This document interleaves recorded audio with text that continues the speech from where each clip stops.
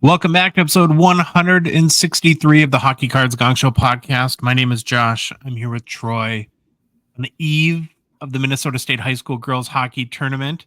Should be a fun weekend for you, huh, Troy? It'll be busy. We just had the fantastic Class AA banquet, which is very awkward, has bad food. I don't know. They weren't even going to have it, and the Wild stepped up and paid for it. So I guess thank you, Minnesota Wild. But it's one of those things. Everyone goes, and it's kind of awkward and whatever. You didn't get honored or didn't bring up the show or anything like that? Well, it's funny because then they have each head coach come up and say something about their team. They ask them like 2 questions. Yeah. Then they had one player from each team come up and did kind of a round table. They had to pull a question out of a hat. And it's just like, really? This is what we're doing? But survived. I'm home now. It's we're recording. Good luck tomorrow night, Troy. Thank you. We'll be all pulling for you. A little bit of a programming update for our show. Next week's going to be a little bit different on the Gong Show. I'm going to be on vacation. I'm going to be in Mexico, sitting on the beach, sipping Mai Tais, probably buying cards on eBay the whole time, but taking a little break. Do not fret, though. The Gong Show continues. It's a beast that cannot stop. We've already pre-recorded a really great interview for Monday's show to probably make the majority of our show. We talked to Gene McLeod, who is, I think, heads up design at Upper Deck. But just as important as cool that position is, she's been a sports card designer since the early 90s and has designed some cards that I think a lot of people are pretty familiar with, Troy. Yep. Like EMGs, Essential Credentials, Jambalayas, Padman. Yeah, Gene McLeod created all those cards. And so it's an amazing conversation. Can't wait for you all to hear about the inspiration maybe behind some of these iconic hockey cards and just about the process of being a sports card designer. Yeah. So that'll be Monday's show. And then Thursday, it's the Troy solo show. Let's do it. Yeah, I don't know. What are we gonna have 3 hours of Pecorine and like old goalie equipment talk, or are we gonna look at like funny hockey hair photos? What's gonna be on tap, Troy? No, I'll be pretty short. Probably. I'll go through the normal stuff. Maybe we'll see. I might stray and do whatever I feel like. What if I just start going down random? Like I'll talk about hockey. Then we'll go to Marvel. Then WWE. We'll just Band Oasis. Yep. All your comic. You can show people your comic books. I'll try to keep. How much would somebody have to pay you to do a 3-hour show on grading? I would have to get like $500,000 because then I'd be so wiped out for a year because of all the grading nonsense. But you could do like half of a show do a deep dive on the use of logos on the front of hockey cards, then do a hockey card back all-time greatest list. It's the world's your oyster, Troy. Wow. I can't wait to listen while I'm in Mexico. No, you're going to love this. It's funny you said about the logos on front of cards. I actually bring that up again today. So I do too. Do you? Stay tuned. Yeah, stay tuned. Maybe I'm rubbing off on people. Let's go. Okay, a lot to get to, but really quick before we get started, a reminder that the Hockey Cards Gongshow podcast is a Patreon podcast, which means we rely on support from listeners like yourself to help us cover our show expensive. Yeah, this train wreck, it does have show expenses, believe it or not. Produce more and hopefully better hockey card content. We're always trying to do that. And then fund initiatives, even in a small way, to grow the hockey hobby. It's very easy to support us. You can do it through Patreon. It's $5 a month. You can join on a $199 support level tier, be one of the first 199 supporters of our show. You also get exclusive access to our Discord server, and I'll be chatting, I guess, with people there, I'm sure, while I'm in Mexico and keeping tabs on you, Troy. Yeah.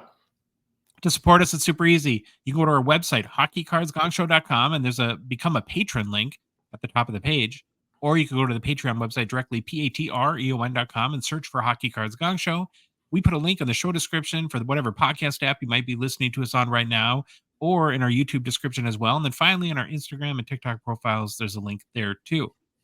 All right, man, let's get into the game plan. On today's show, we begin with the almost greatest NHL player to wear number 63. Then we take a look at if there is a hockey wax price breaking point. Josh, you did a lot of work. I was reading through that, and I'm depressed after reading through it. But get ready, folks. I'm kind of fired up about it. So I usually try to keep a even keel. So I'm gonna. You have to check me if I go deep end try. Yeah, we'll get into some deep stuff there. Then it's off to hobby news, followed by the return of Rookie Deep Dive. It's back. We end the show with new product releases, and we look at some of our favorite hockey cards in the current PWCC Weekly auction. Okay, Josh. Previously, we looked at the greatest NHL player that wore the number that matched our episode number. Ran through all the numbers. We are now looking at the almost greatest NHL player to wear each number from the runners. Can I stop you? Sorry. Oh, yeah, go ahead. Sorry. Did you by chance see any of the YouTube comments from last episode in the Arturi Lehkonen controversy at number 62? I did. Yeah, you got a comment on that? Comment on that is I'm using the reason I did the Hockey Writers article is because I don't have to. You know how long? I mean, some of these numbers would be if I had to go research every single player that wore the number and then look at their stats. Yeah. I didn't want to do that. So we're using the Hockey Writers, whatever.com, Hockey Writers Magazine, whatever you want to call it, their list. Now, great points. Every commenter is probably right. He should have been there, but until the Hockey Writers update their list, that's it. And we're almost getting to the end of this one. Then we got to come up with a whole new segment. Okay. 5th greatest player to wear the number. Yeah. 42. Yeah, we'll go crazy there. So again, that's what we're using from the Hockey Writers article. But yes, good points. Keep them coming too. If 63, there's someone that should be there, let me know. All right. I think I'm right here. So the almost greatest NHL player to wear number 63 per the nominees in the Hockey Writers greatest NHL player to wear each number article, and selected by me is this guy, Josh, Tyler Enos. He was one of us at one point, Josh. He played for the Wild, so we should know who he is. I don't think he did much, but no. he was here for a little bit. There were no other runners up at number 63. As a reminder, the greatest to wear number 63 was Brad Marchand. Marchand? Is it Marchand? I think it's, I don't know. The Rat. Let's call him the Rat. Overview. Forward. From Edmonton, Alberta, Canada. It's easy to say. Enos played in 700 regular season NHL games over a 13-season NHL career. Played his first 8 seasons in the NHL with the Buffalo Sabres. He then had stops in our city, Josh, or our state, Minnesota, Toronto, Ottawa, Edmonton, and then back to Ottawa. Did you look up the name pronunciation? Because I always thought it was Ennis, but maybe it might be Ennis. Do you think mine rhymes with something that I shouldn't be saying? Well, I was going to ask you what his middle name was, and if, like, by chance it started with a number. Oh no, that would be kind of funny. Family show. So we'll just call it Enos Ennis. I'll say Tyler. How about that? Tyler P. Tyler with a P. Yeah. For his awards and accomplishment, one-time NHL All-Star Game selection in 2011. For his career, 144 goals, 202 assists for 346 points. Made the playoffs in 6 of his 13 NHL seasons, compiling 4 goals, 8 assists for 12 points in 24 NHL playoff games played. Best season of his NHL career from a point standpoint was his 2010-11 rookie season, where he had 20 goals, 29 assists for 49 points in 82 games played with the Buffalo Sabres. Now, our boy, Tyler, however you want to say his last name, Ennis, I'll go Ennis, had great speed, quickness, and agility. At 5'9", Ennis was on the small side, but he wasn't afraid to mix it up and still played a physical game. He also was known for his terrific hands and hockey sense.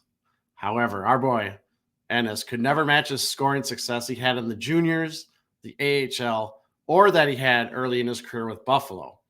After his stint in Buffalo, Ennis was known as a depth forward, but never could regain the scoring touch to be a 20-plus goal scorer.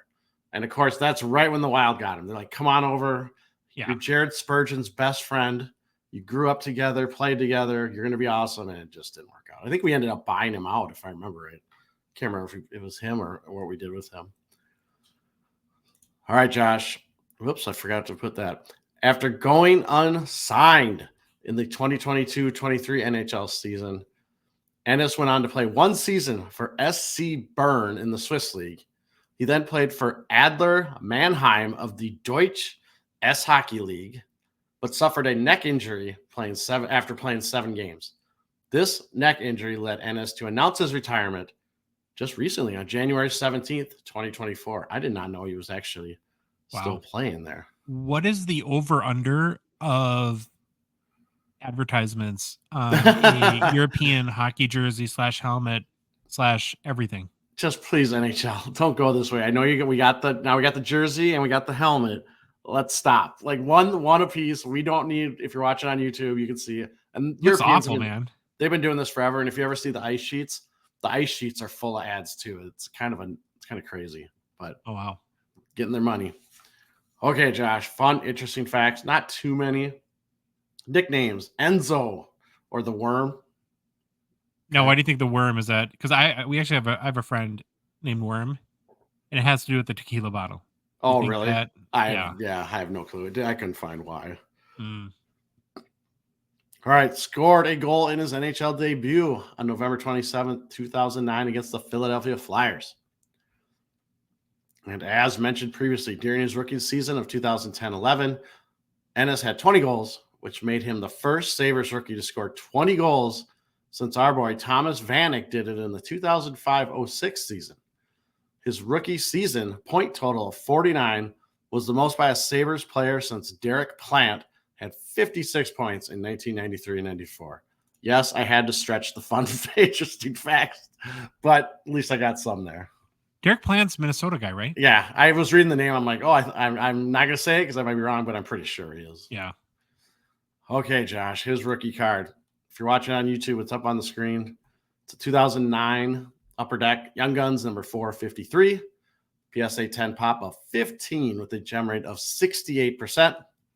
Last sale of his PSA 10 Young Guns I could find was on November 28th of 2021 for $128.50 US via eBay and verified in Terapeak. Raw copies can be had for less than $5 US. I'm going to go out on a limb here and say that the next PSA 10 is going to be less than $129. That's I was going to say. I was going to say something. I was like, I won't. But you brought it up, so that's good. I'll take any cheap shot I can get, Troy. So you never have to worry about that. Awesome.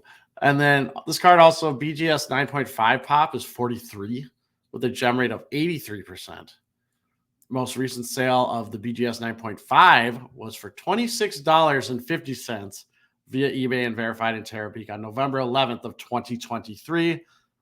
That's probably a good bet, what you just said for the PSA. Let's use that BGS one as a guide and fudge it, but yes, definitely less than $128.50 US. So that's what we got. That's our boy, Tyler Ennis. Someone let me know if I'm wrong saying that name. But Tyler P. Ennis. All right. Give me a second, Troy. I'm going to climb on my soapbox here. And like you said, hopefully I don't fall off. Well, so really, I guess for the last 6 months, we've had a number of occurrences now, what I would call pretty shocking price increases for some of the 2023-24 releases. And what we haven't done yet, though, is take a look at the big picture and have that, I guess, big picture conversation around all of this. And so we're going to attempt to do that today in a articulate manner to try to make sense of this. We're going to run through some of the numbers in a minute, but it's important to know right off the bat that these increases just don't feel staggering. You know, like we kind of looked at them all individually in a vacuum. Mm-hmm. I think what you will all see, and what I hope you will all see, is that there is no historical comparison whatsoever for what's happening right now.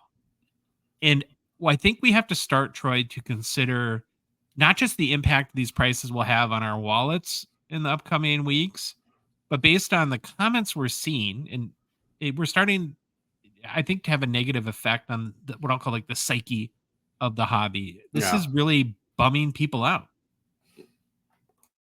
I think that there is a potential outcome here where, whether it be distributors or card shops or Upper Deck, whoever you want to maybe point the finger at, could push the profits of the Connor Bedard opportunity too hard and maybe reach that proverbial breaking point. And I don't know, maybe we're at it now, or we're getting there, where there could be maybe some long-term damage or a long-term impact to the hobby that not only affects collectors, but affects, I think, these companies as well. Yeah. So we're going to start and look at some numbers that I put together yesterday, and then we'll try to bring them back to that big picture conversation. We're going to use 3 products and do a comparison, or 3 of the products of recent releases that have gotten a lot of attention lately. And then we're going to do some comparisons. We use pricing from David Adams because that's kind of what we typically do for US pricing. Much of the hobby does it as well. But I want to just throw it out there that I do understand that there's no what they would call like a map pricing, that every shop can price things differently. And so like we always say with prices as reference points in conversations, that we should look at it directionally and not as absolutes. Right. So whether we're off a few percentage points or here or there, I don't think it materially changes the conversation. Well, I want to start with the most kind of recent release that's gotten a lot of price headlines, OPG paper. Now, in trying to think, well, what's the best way to look at the price increase for 2023 OPG? How can we compare that? And what people tend to do a lot, and I think it's a fair comparison, is to compare it to McDavid. Right? Like what was the hobby box prices like before 2015 because McDavid seems to be the rookie that has had comparable hype to Connor Bedard, the generational talent kind of thing where the whole world was really paying attention. So in 2015-16, OPG came out on September 2nd of 2015. The release price, Troy, was $64.95 for a hobby box on David Adams. The prior release, which would have been the year before, 2014-15, debuted at $55.95 per hobby box. So OPG went up 16% in price between 2014-15 and then the Connor McDavid rookie year of 2015-16. Well, now let's jump ahead to the Bedard OPG release. So that's, of course, 2023-24. Just came out February 7th. This one's a little tricky, and maybe you can help me kind of, to stay true to the bit, we'll use release pricing. Yeah. It debuted at $89.95, but within a week, it was $140. Yep. So, I mean, it's like, I know, wherever in that range that you want to peg it, I guess is probably fair, but we'll stick at the $89.95 price just to be consistent. When you look back to last year's OPG, which was 2022-23, that came out at $59.95. So even based on the $90, which of course in a few short days it became $140, it's still a 50% increased based on the last year's price. And if you want to say, no, it was really 140, 7 days, 7 days, that's 133%. Yep. That's a big difference in OPG, 16% for Connor McDavid, 50 to 130% for Connor Bedard. Next product that I did some research on, Troy, was Series 1 for 2015-16. I chose that one because that was the flagship release that had the Connor McDavid Young Guns. And then we'll compare it to Series 2, which comes out in a week or so. So 2015-16 Upper Deck Series 1 was released on November 5th, 2015. The initial price on David Adams was $80.95. The year prior, the 2014-15 Series 1 debuted at $59.95. So what's a 35% increase between year over year to probably like with Bedard, right? To try to capitalize on all the hype around Connor McDavid. Let's compare that to Bedard's flagship series where his Young Guns will be in Series 2, which comes out on March 6th. Right now, pre-sale hobby box prices are kind of holding at $299.95, so $300 US. Last year, Troy, 2022-23 Upper Deck Series 2 debuted at $119.95. We're looking at 150% price increase in 1 year. Upper Deck, or whoever does. I don't want distributors, Upper Deck, hobby shops, whatever it is. Raise the price year to year for McDavid 35% and have done it 150% for Connor Bedard. Let's keep going. 2015-16 SP Authentic was released on June 29th, 2016, which of course has the Connor McDavid Future Watch Autos, a huge and very, very valuable card today, of course. On release day, Troy, a hobby box cost $125 or $129.95 US. The year prior, 2014-15, released at $109.95 US. So again, I think OPG was an 18% increase, and this is an 18% increase as well. So from one year to the next, 2014 to 2015, 18% increase in SP Authentic, chasing those McDavid Future Watch autos. A week or two ago, presale pricing was announced for 2023-24 SP Authentic Troy, which of course will have the Connor Bedard Future Watch auto. Its projected release date is July 3rd, 2024. Very likely won't happen, but hopefully close to then. Yeah. Troy, for only $499.95 per hobby box, you can reserve yours now. As a comparison, last year, 2022-23 SP Authentic cost $179.95 on release day. That, as of right now, is a 178% increase from one year to the next. Yep. And we don't who knows what it'll be. It could go up between now and July 3rd, too. I might be shocked on this one, but I've been shocked all along the way. So let's do a very, very quick summary. Then we'll get into the discussion. The McDavid price increase for each of these products was 16% for OPG, 35% for Series 1, which of course had his Young Guns, 18% for SP Authentic, and of course a chance at his Future Watch auto. For Connor Bedard, the price increase is, well, more, Troy, and a lot more. Like we said with OPG, however you want to look at it, 50% to 133%, 150% for Series 2, and 178%. And of course, maybe more, and we'll see how it plays out between now and July for SP Authentic.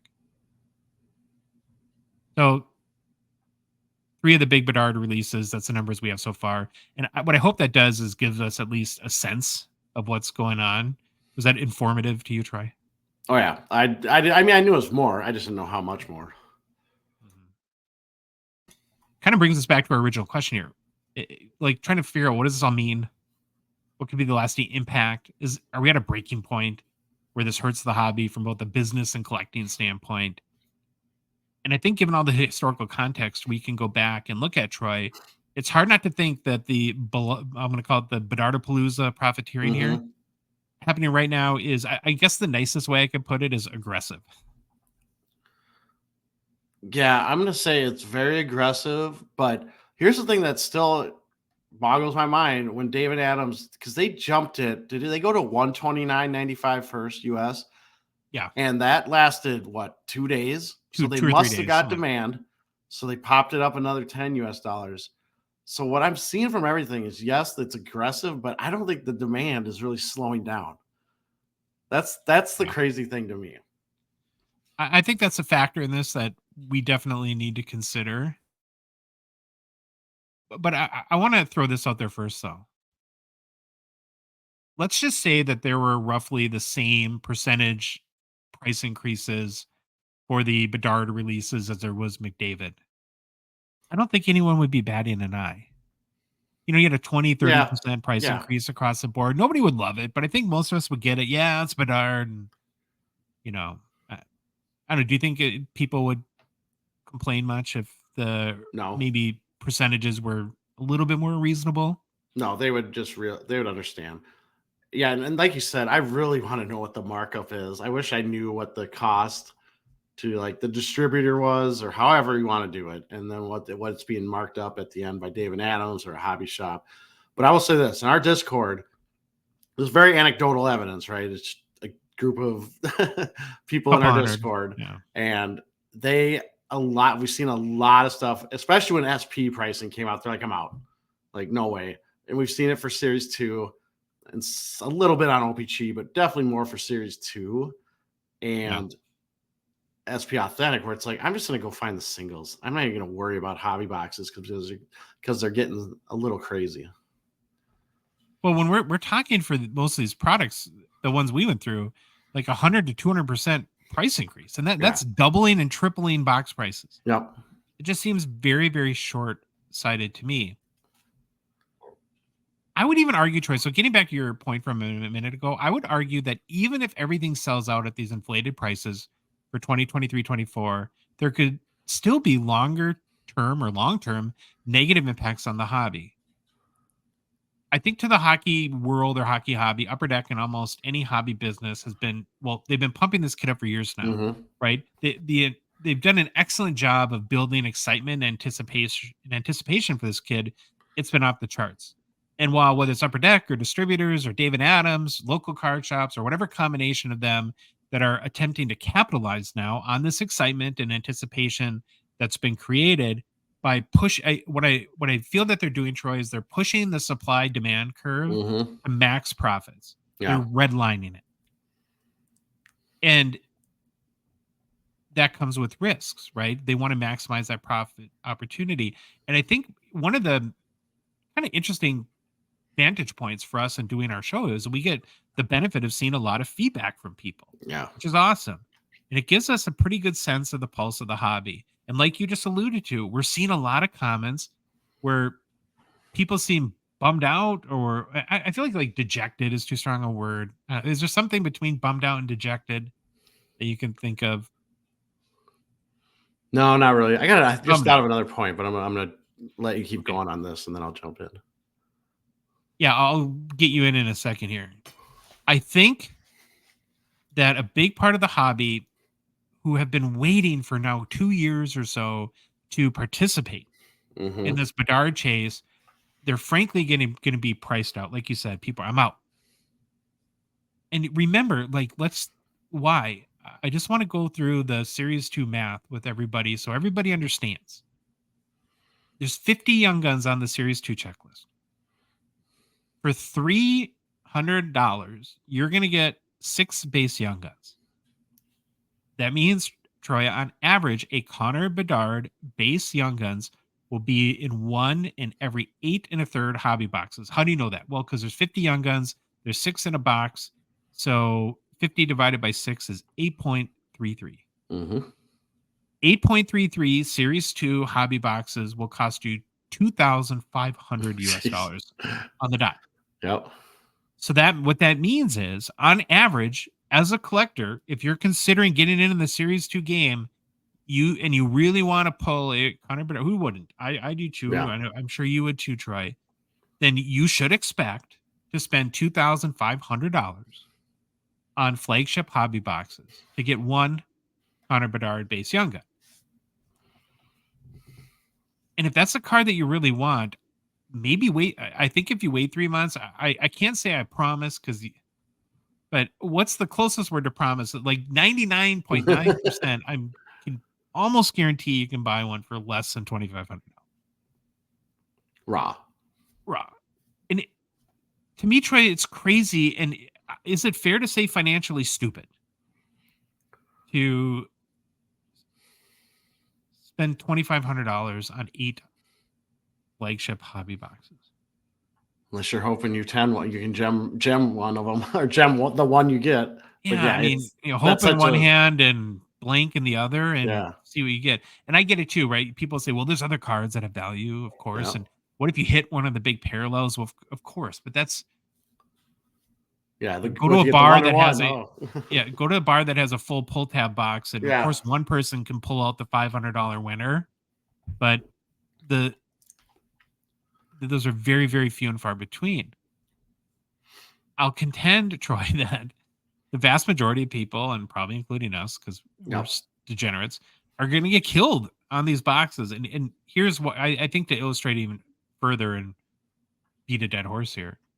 So if there's a 150% increase on Series 2 based on one player who will see very high values, because there are going to be people that buy one box and pull a Connor, and they're going to say, oh, about one box, pull the Connor Bedard Young Guns, and we're going to, 50% of our brains are going to be like, oh, wow, that's cool. And the other 50% will be like, oh, I'm 13 boxes in and haven't gotten one. But it's not like so the cost has gone up, but there's not an even distribution of value, right?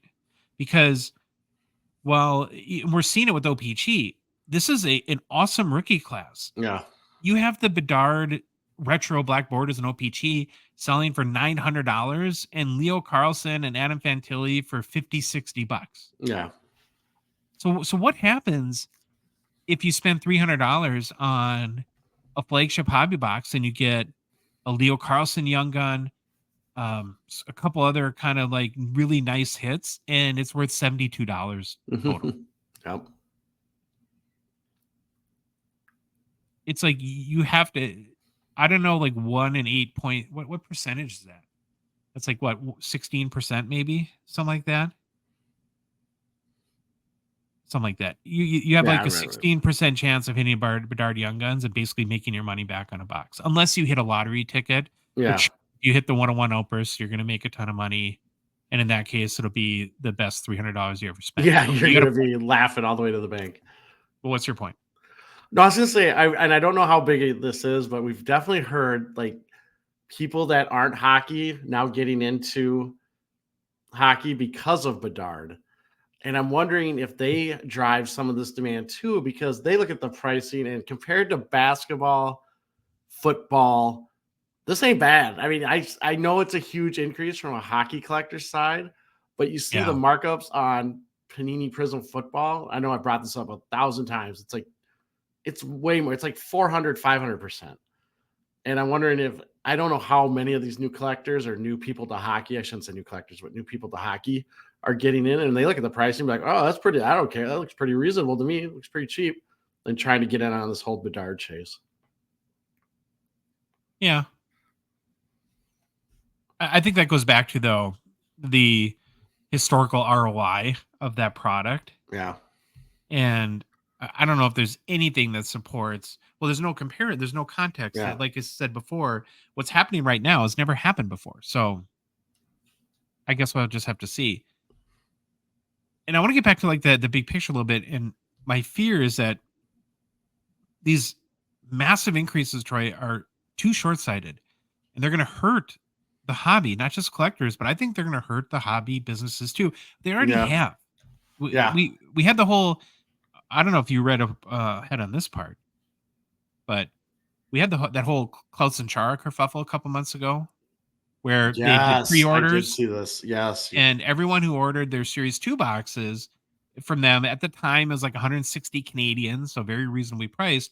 Well, they came back and said, oh, we didn't get as much as we thought we were going to get. So even all these orders that you've paid for and we've had your money for months now, we're cutting in half. And then they offered some like bogus like loyalty program. Yeah, I just gave up trying to read what they were trying to offer, because it was a very like half-hearted kind of placating type move. Today, I don't know when it came out. It must have been today, because a number of people reached out to us.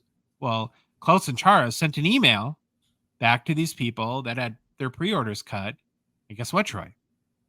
Klaus and Chara has found more 2023-24 Series 2.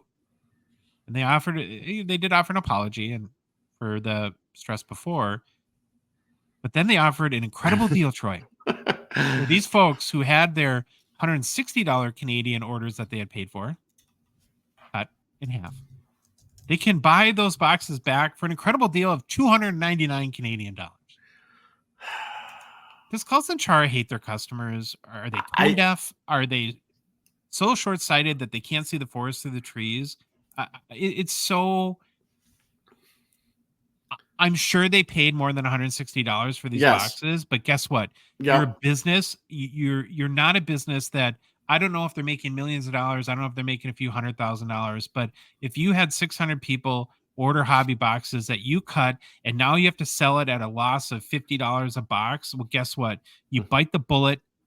You pay yourself a little bit less of a bonus next year, and you make it right with your customers. You don't insult them. Yeah. By saying, I just, am I being too strong there?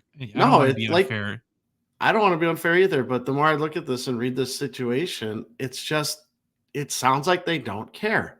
They know they're going to get away with it. They're huge. They're a huge company. Well, what it is it's a move, Troy, because they got it.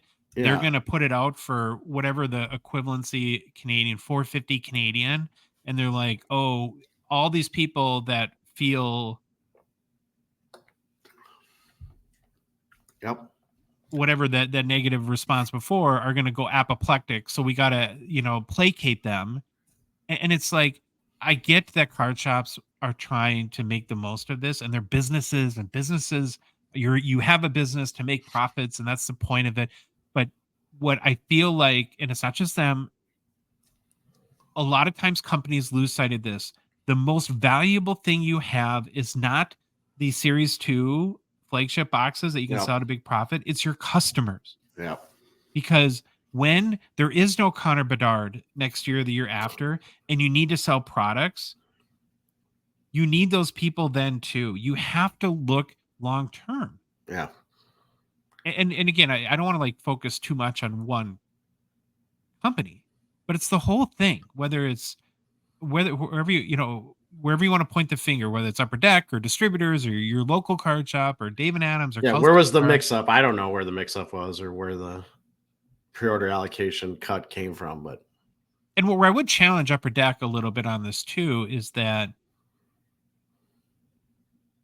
this, at the end of the day, it's their name on the box, their brands on the box, and whoever's quote unquote like fault it is, or whoever is the culprit, or whoever is profiting the most on the price increase, the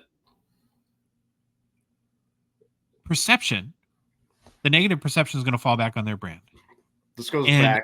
I was going to say, this goes back to our mailbag question last episode. What do you want to be known for? If you're maximizing profit and fleecing money out of everyone, or fair pricing while making a profit to have customers retained. I'm not saying that. I'm going to throw something out. I know it's not a perfect solution, but I'm just going to throw out like an example of an alternative approach. Upper Deck makes the cards, and they have the right to give them to whoever they want. They don't ever have to sell them. Yeah, you can make them and just put them in their warehouse. Yeah.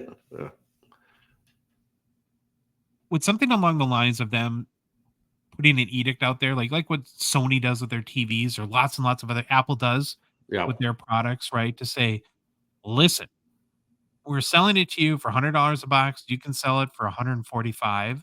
That's plenty of profit. You cannot sell it for a dime more, otherwise you violate your agreement. And maybe even go as far to say we want to limit to one case per customer, because, like you said,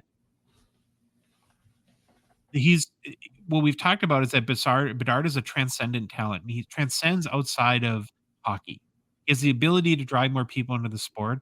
Why not make this chase accessible to more and more people to help build the base of the collecting hobby for the longer term? And I'm sure some of those will take my idea and say, maybe I don't understand fully the economics of card shop. I probably don't. So I'm going to acknowledge that. Or to say, well, if somebody typically buys 12 cases and says, oh, if Upper Deck limited one case per customer, that would drive me crazy. I sure would, if that's what you used to do. So I didn't say it was a perfect solution. I just don't, because when you're charging like $500 for a box of SP Authentic, and we've opened up a lot of SP Authentic, we've never broken even on a box of SP Authentic, ever. Nope. At $500, it feels like you're literally throwing money away. Sure, you hit a Bedard Future Watch, and you might as well go buy $500 in Powerball tickets, right? And I think too, what I want to throw in here too is, I admit, for a lot of my life, I've kind of been like this too, Troy. Maybe you're a free market kind of thinker, and you're like, supply and demand. Hey, they're gonna. If they price SP Authentic at $500 and nobody buys it, then the price will get low. We see that with a lot of products too. And I think that's like what you would hear from a Dave and Adams is like, well, you can buy metal for $50 a box because nobody bought it. And so for the price of the boxes that everybody wants, we're going to try to charge a lot more for that. But again, though, this is like, it's like being invited to a party 2 years in advance and getting reminded of it all the time and being very excited to go and can't wait to go. And then you get to the door and they're like, oh, it's $1,000 entry fee. Yeah, I am conflicted though. I mean, I like part of me is that just let the market work. It will figure itself out. But again, I think we're doing a lot of damage right now. As much as I don't want to believe it, I think a lot of people are just not really interested right now, or are losing interest because of these prices. I feel that it's very short-sighted. We'd love to hear everyone else's thoughts, though. Yeah. So message us, Upper Deck, if you think we're being unfair. Let us know. Anyone else, distributors. This is where I don't get the value of distributors. So I get the value because it makes it easy for Upper Deck to sell everything. But there's there's a big chunk of the pie that is just you ship to us, we ship to them. Where's the value to the collector in that? And I think that's been a big part of like why Fanatics saw the opportunity to buy Tops, right? Is because they said there's no value to the customer in distribution. There's maybe less of a hassle for us, but is that worth 30% of the pie? No. And speaking of your Fanatics example, we've heard rumors. I don't think they've started doing it yet, but we've heard stuff that Fanatics is maybe looking at going the route of the, I don't know what you want to call it. What do you call it? Map pricing or MRSP, of telling MSRP, like you can only because map pricing is sort of dictated, right? And the reason like why Sony TV does that, and frankly, I like it because I find this annoying about, and we've talked about this before, is that they want to know whether you walk into a Walmart or a Best Buy or a local family-owned electronics store, that TV A is going to be $1,200 everywhere you go. Yeah. So that you're not confusing your customers. Now, this is like probably too far into the weeds. What the big companies did to circumvent that is they started to, because they were like, well, we want to offer a Sony TV that's less than $1,200. And because they could buy in high enough volume, they got Sony to produce them TVs with specifications that were like a Walmart exclusive or whatever. But that's kind of besides the point. And really go down. I'm going to tell you something. Go down the weeds. Anyone that cares about TVs, Walmart just bought Vizio. There you go. Oh, really? Yeah. Yeah, the big Sam's Club, I'm sure now. That'll be... Okay, but back to cards, though. I hate when a new product comes out and I go to 3 card shops and it's a different price at every one.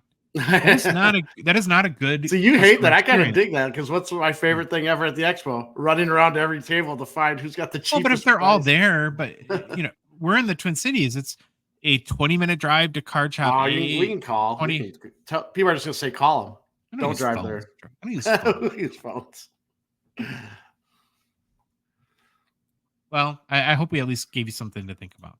Yeah, I want people to chime in. I'd love to hear from or card shops, everyone. Just anyone that works for a distributor, I'd love to hear. Maybe we should call it. Just try to get a distributor on, and you can fleece them down with your thoughts. I'm sure they would love to come on our show. Why are you important? Okay, I'm off the soapbox. All right. On a lighter and much more positive note, we're going to give a quick shout out to our partner and sponsor, Slab Sharks. We are super thankful to them for their support of our show. They are very much long-term thinkers and very much take care of their customers. And I say that with 100% certainty. Yep. And Troy, the current weekly Slab Sharks eBay auction ends tonight. So be sure to go to slabsharks.com for a link to the auction, see all the cards, and of course, place your bids. If you are a Canadian hockey cards collector, investor, or flipper, or all three, we think you should consider Slab Sharks eBay consignment services. And you're probably asking, well, why, Josh? Ooh, I almost spoke to myself in the third person. I didn't. You still got that crown. You were close. 2.5. Close. I was going to have 2.5 person. Yeah. Oh, we don't need to go there. Slab Shark saves you a ton of time and hassle. You basically just send them your cards or drop them off at the mini trade shows they are set up at and support, and they do the rest. They take nice professional quality photos. They list your cards for you. Your cards also get included in their incredibly popular and rapidly growing weekly eBay auctions. They then save you time and hassle by directly handling any potential buyer questions. They hunt down payments once your auctions are won. They ship cards to the buyers, whether they're in Canada or the US. You don't have to do international shipping. And then most importantly, Troy Slab Sharks handles any post-sale issues. They even insure for lost packages. It's pretty awesome. For more information about Slab Sharks eBay consignment services, including payout rates, and to get started consigning your cards with them today, visit slabsharks.com. Happy news! Happy news. Okay, I have a confessional. I probably spent an hour writing two. I think they're good and they're interesting. I'm not telling people to shut the show off. But there kind of wasn't like anything like that really jumped out for hobby news. And I'm like, well, we'll just skip it. But then I realized it's like I'm not going to get to say hobby news. And I'm like, well, I really want to say that. It's kind of my favorite part of the show. So yeah, these two stories are based on All that. right, let's do it. I know the first one. I watched it. I didn't watch it live, but I watched it condensed and watched some of it live. Wild versus Canucks, Troy, got pretty wild.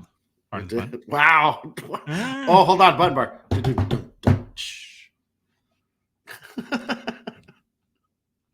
On President's Day here in the U.S., I think Family Day in Canada it's called. It's kind of cool. We share the holiday. Wild and Canucks played a hockey game that ended in a football score, Troy, with the Wild eking out a 10-7 win.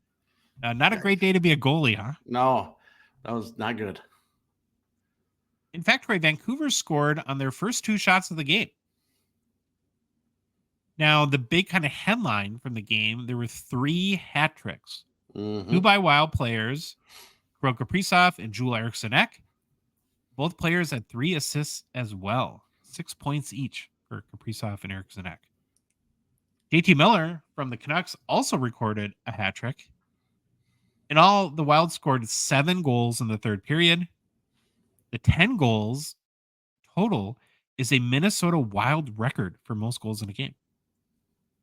Minnesota also scored 6 goals in a 5-minute, 45-second span, which is the 4th fastest in NHL history, Troy. Somehow in 1982, Montreal scored 6 goals in 4 minutes, 24 seconds. Was the goalie like passed out or something? Yeah, was there even a goalie in net or what was going on?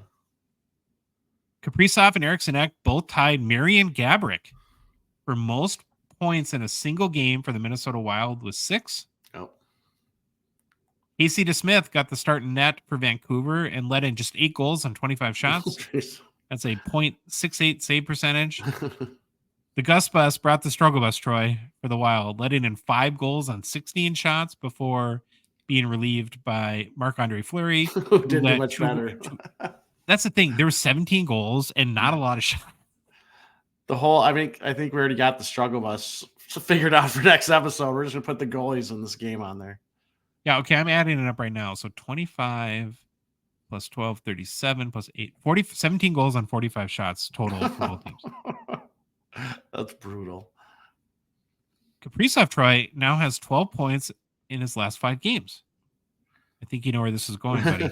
Oh, we're not okay, keep going. He's a 2020-21 Young Guns PSA 10 pop 4,921. It was 49-17 like a day or two ago. So it's still eking up there. Eking up to 5K. Just a 66% gem rate, less over $130 US on February 20th. That is a 16% increase in the past 2 weeks. Don't call it a comeback, Troy, for your original $700 investment into this card. It's down about 2.5% overall in the past 3 months. So still sorry about that. You want to see something really crazy? Yeah, I saw this. Right, I just got sad.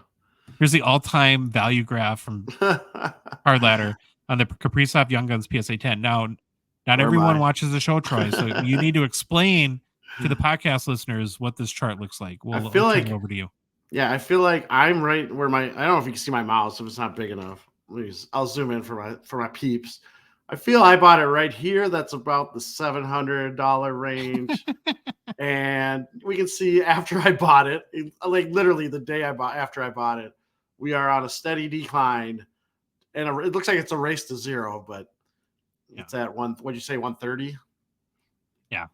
So for the podcast listeners, the comparison I would draw for you is, when you're on a roller coaster and then you go up, up, up, and then then you go really down really fast. Yeah, that's what it looks like. Yeah, gradual. Now, 4,921 pop count, Troy, You know me, I like to think of our show titles. I can imagine Gongshow 5000. There you Where go. people will probably think it's our 5,000th episode, but no, it'll just be all about with Kaprizov hitting 5,000. Kaprizov, Young Guns, PSA 10. Let's do it. That was a crazy game. Okay, our next story. We're going to do a Gavin McKenna update. Now, you might be thinking, who's Gavin McKenna? Well, he's 16 years old, Troy, from Whitehorse, Canada. Happens to be a pretty good hockey player and also the cousin of Connor Bedard. At this point, McKenna is projected to be the number 1 overall pick in the 2026 NHL entry draft. He's the first Yukon-born player to be selected number 1 overall in the WHL draft. Plays for your favorite team, Troy, the Medicine Hat Tigers. Kind of like a Farmington Tigers sort of vibe to their... I don't like how the oranges are different. The Tiger is a different orange than the orange on the jersey. Oh, you're right. Yeah, it's a little more like Hunter's orange on the bottom and on the sleeves. Through 50 games played this season, Troy, Gavin McKenna has 28 goals, 53 assists for 81 points. Only 3 16-year-olds have ever scored 100 points in a WHL season. Your guy, Glenn Goodall, had 112 in 1986-87.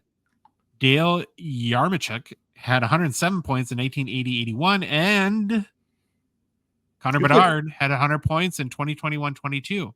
Is it Dale or Den? Den Yarmichuk. Den. Oh, Den. Sorry. Den Dale, same thing. Not really.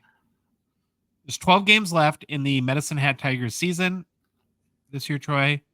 McKenna's averaging 1.62 points per game, so he's projected to finish at exactly 100 points, which would tie his rather famous cousin for a U17 year.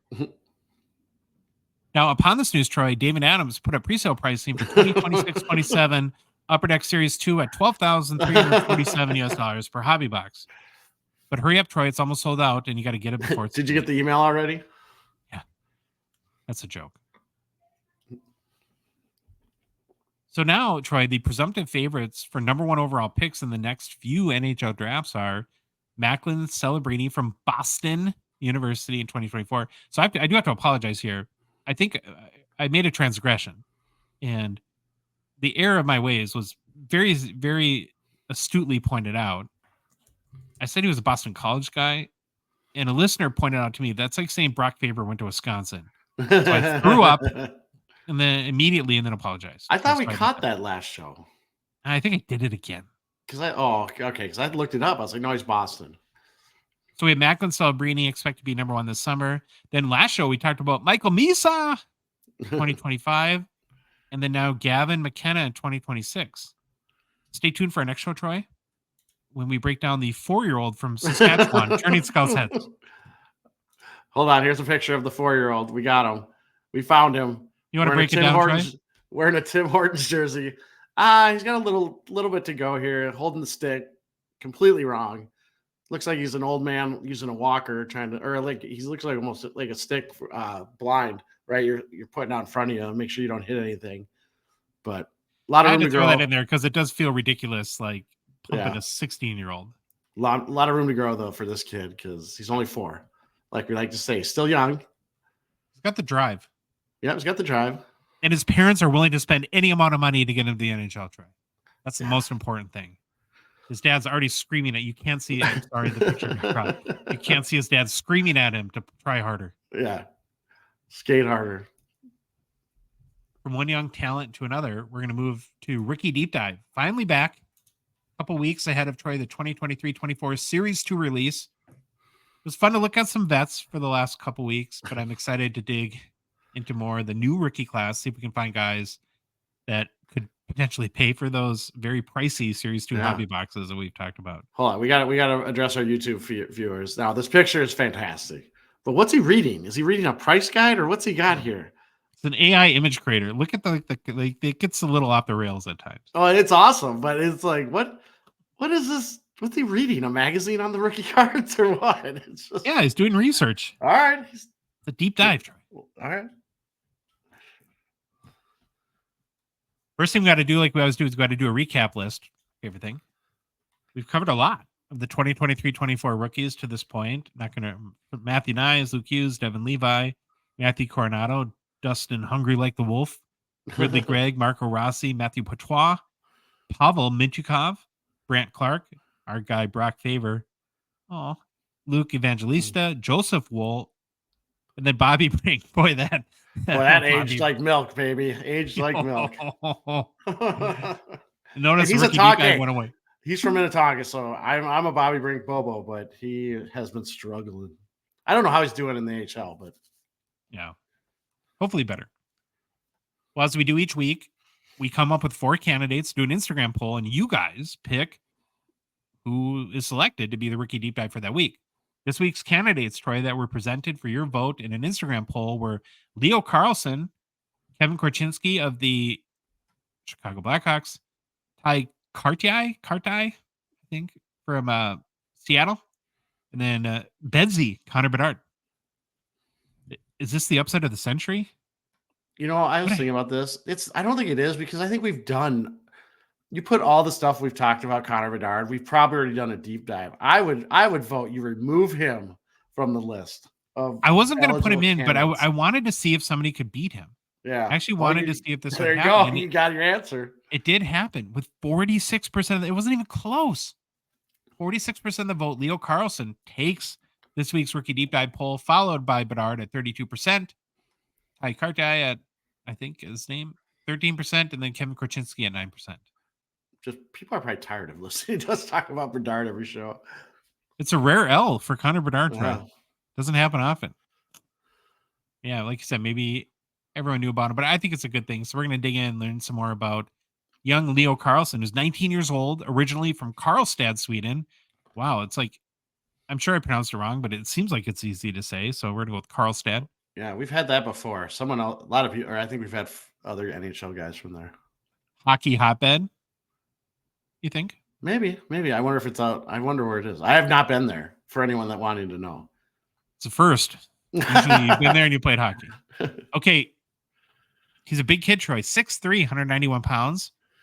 You can see in the image here, if you're watching YouTube, a lot bigger than our boy Bedsy here. Yeah, I wonder if Bedard's on his tippy toes, too. I don't think Bedard would be allowed to fight him in a boxing match. Too much of a weight and size difference there. Prior to the draft, Carlsson played 2 seasons in the Swedish Hockey League, made his professional debut in 2021-22, scoring 3 goals, adding 6 assists for 9 points in 35 games played. There's about a trillion advertisements, but smaller. At least they're not as obnoxious on his jerseys. Yeah, these look more... It looks like they put some thought in how to place these, where the other one we looked at was just everywhere, diagonal, left, right, backwards. So in 2022-23, he came back to the SHL for a second season. He improved his stats to 10 goals, 15 assists for 25 points in 45 games played, and started to get really the attention of a bunch of NHL scouts at that point. Not as many as the 4-year-old we just covered, but a lot of scouts. Here's a quote from Dauber Prospects regarding Carlsson's abilities and potential prior to the draft. They said, Carlsson has a very well-rounded toolkit. He's a good skater, has good size, and elite puck skills. He has the ability to beat players with his hands, even against high-level SHL defenders. He can utilize a 6'3" frame and protect the puck at an elite level. What also separates Carlsson from many others is his good hockey sense and excellent anticipation ability, along with his great ability to process the game at a high speed. I'm not sure if that means anything, but that's what every scouting report sounds like. Then in the NHL entry draft this past June, the Anaheim Ducks, Troy, selected him with the number 2 overall pick. If we had a button bar, that's where you go because it was ahead of a couple big-time elite prospects like Adam Fantilli and Will Smith. And of course, select one spot behind Wonder Kid Connor Bedard. Anaheim GM Pat Verbeek spoke after the draft about what stood out to them regarding Carlsson and why they chose to go with him over the likes of Fantilli and Smith. Verbeek said, seeing him play center at the World Championships, playing on the number 1 line for his country, seeing him play a 200-foot game, I think that's a big thing for us. Not only having potential to dominate in the offensive zone, but also the able to dominate in the defensive zone. So pretty much an anti-Trevor Zegras scouting report, would you say? Basically. 2 weeks after the draft, Carlsson signed a 3-year entry-level contract, played well in camp, in the preseason, made the team out of camp, was hurt the first couple games, but debuted for the Ducks on October 19th, scored a goal right here. If you're watching on YouTube, on a 3-2 loss to the Dallas Stars. Then on November 10th, in a 6-3 loss to the Flyers, Carlsson became the youngest player in Ducks franchise history to record a hat trick in a game. Doesn't seem like there's been like a lot of hat tricks this year to you? I think goals are just off the charts. I think goalies are in a rough spot right now. The shooters, the players are winning. The battle is lost. On the season out, Carlsson has played 36 games, scored 8 goals, added 13 assists for 21 points, battled some injury issues, Troy, mainly a knee sprain that he suffered in late December, caused him to miss 10 games. Also been on kind of a goals drought this year. He's not scored a goal since December 5th against Colorado. It's 19 games now and counting. He does have 8 assists over that 19 games, though. Most recently, he's been centering the Ducks' first line with Alex Killorn and Ryan Strome as his wings, and also centering the Ducks' second power play unit. Currently, Troy Carlsson is 12th in NHL rookie scoring with 8 goals, 21 points. Fantilli has 12 goals, 15 assists for 27 points, I guess, for keeping score, but he's played more games. And then now looking at the hobby. So Carlsson, part of why we're talking about him today, is going to be a 2023-24 Series 2 Young Guns, card number 468, comes out on March 6th. They'll also be paired with Connor Bedard in the Series 2 Young Guns checklist, which is card 500 always. Series 2. To date, though, Troy, only 234 Leo Carlssons have sold, or cards have sold in the secondary markets. And when you ask, well, why? Well, prior to the very recent, right, just out on February 7th, 2023-24 OPG release, there really hasn't been many Leo Carlsson cards, which is going to change in a couple weeks when Series 2 comes out, of course. But of those 234 sales, we'll take a quick look at the top 5 sales to date. Reminder that all sales by eBay are verified as paid for at Terapeak. That's how we roll. Coming in number 5 for Troy, 2023 OPG Retro Marquee Rookie Magenta Printing Plate 101. Sold for $160 on February 19th. Another one to add to the crazy mouth photos on key rookie cards for every Yep. What is going on? Is this a conspiracy? Is it like what is happening with all these rookie mouth photos? I don't know. I don't get it. Are there really not better photos of Leo? It did him dirty, man. Number 4, Troy, 2023 Artifacts Rookie Auto Redemption SP2 sold for $188 US on December 20th. We're going to have a little run on redemptions here. Yep. Number 3, 2023 Artifacts Autograph Rookie Redemption 2 sold for $212 on December 24th. The number 2 sales, the 2023 Artifacts Emerald Rookie Jersey Auto Patch Redemption 2 presumably being the draft choice, sold on December 31st for $376 US. And actually a card comes in at number 1. Excited about that. From the Upper Deck Rookie Debut exclusive release on ePack, we have the Leo Carlsson Rookie Debut Black 101, which sold for $1,467 on December 8th. Either he doesn't close his mouth or the conspiracy continues. So that's a little overview on Leo Carlsson. Now, his Young Guns comes out March 6th. What's your fearless hobby prediction, Troy, for what a raw... I'm going to say 80 for the first week. I was thinking 100 was like the number that popped into my head. Then I'm going to say after 6 weeks, it'll be 40. Yeah, don't pay 100. Don't pay 80. Oh, people will. Don't. It's going to come down. Now, given Upper Deck, here's my next question, Leo Carlsson related. Given Upper Deck decided to move Adam Fantilli and Logan Cooley to extended series, do you think Leo Carlsson is a strong enough rookie to pair with Connor Bedard in Series 2 to help justify that $300 hobby box? I'm going to say yes for now, but if he doesn't score for the rest of the year, no. This is going to look pretty bad, but I think he's shown some what's the word I'm looking for? Some hints of brilliance. Yeah. That that I think he can. I think he should. I think he's a good pairing right now. We'll see. He's on a horrible team. I mean, it's like, oh yeah, for sure.